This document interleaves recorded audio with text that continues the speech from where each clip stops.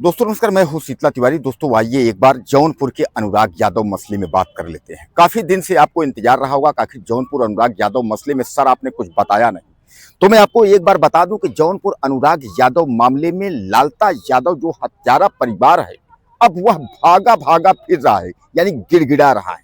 गिड़गिड़ा क्यों रहा है यह भी मैं आपको बता रहा हूँ।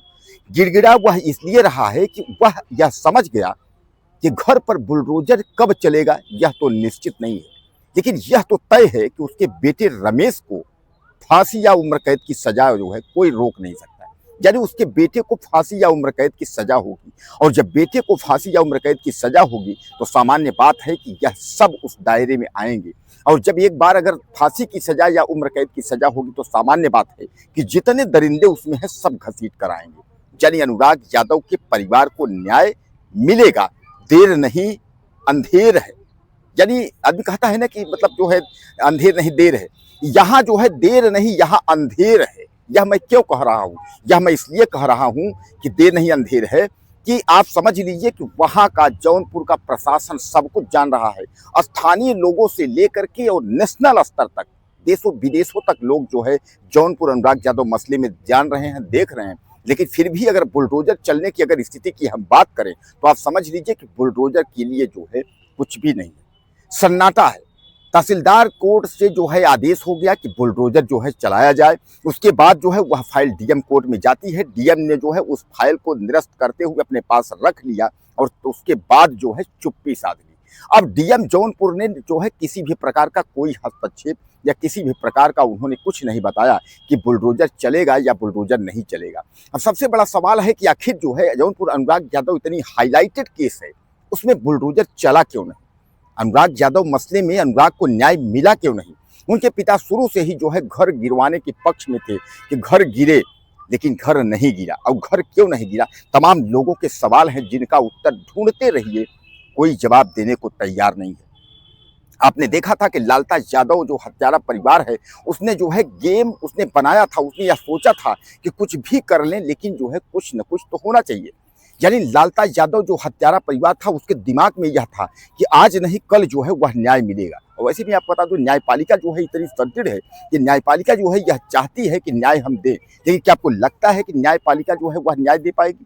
सबसे बड़ा सवाल जो है यह जौनपुर प्रशासन के लिए नहीं, उत्तर प्रदेश की योगी सरकार के प्रशासन के लिए है। उत्तर प्रदेश की योगी सरकार भी इस मामले में जो है घिरी दिख रही है, और 2027 का जो चुनाव है यह तय करेगा कि आखिर योगी आदित्यनाथ सरकार का क्या होगा। अगर इसी तरीके से उत्तर प्रदेश में लोगों के साथ अगर अपराध और क्राइम होते रहेंगे तो क्या आपको लगता है कि उत्तर प्रदेश में योगी सरकार दोबारा आएगी? लालता यादव हत्यारा परिवार जो है पहले 60 से 65 लाख रुपए देने का वायदा किया।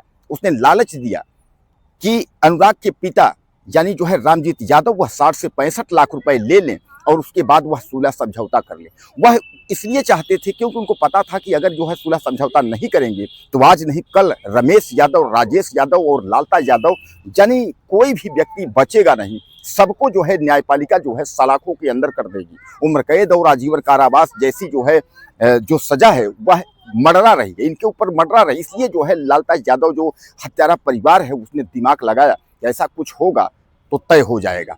लेकिन उसका संदेशा जो है वह रामजीत यादव यानी अनुराग के पिता को जो है वह दुखद समाचार लेकर आया। उसने संदेशा भिजवाया कि अगर वो इतना पैसा ले लें, वह सुलह समझौता कर लें, लेकिन अनुराग यादव के पिता ने साफ तौर पे कहा कि हम कुछ भी नहीं करेंगे और हम छोड़ेंगे नहीं।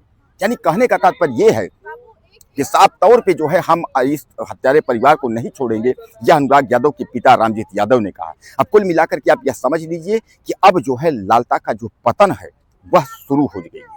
अब इसी पर जो है अभी तक आपने देखा था कि स्थानीय जो प्रशासन है वह भी दबाव यही बना रही थी कि उसका घर न गिरे, और घर न गिरने को लेकर के जो है तमाम जो राजनीतिक लोग हैं वह भी हत्यारा परिवार का साथ दे रहे हैं। और इसीलिए तो जौनपुर नहीं, जौनपुर और देश के कोने कोने जो लोग बैठे हुए हैं वह यह कह रहे हैं कि हत्यारा परिवार से जो स्थानीय प्रशासन है वह मिला हुआ है।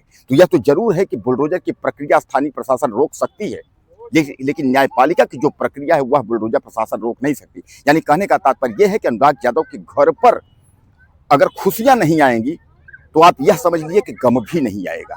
एक न एक दिन अनुराग यादव के परिवार को न्याय मिलेगा, और यह तय है कि न्याय मिलेगा। यानी कहने का तात्पर्य यह है कि अनुराग यादव का जो परिवार है वह जो है एक दिन उसको खुशियां मिलेगी, और खुशियां तभी मिलेगी जब अनुराग यादव को मारने वाला यानी हत्यारा परिवार जो लालता यादव है, जब इसका घर जब दोष होगा और उसके बाद इस हत्यारे परिवार को जो है फांसी या उम्र कैद होगी।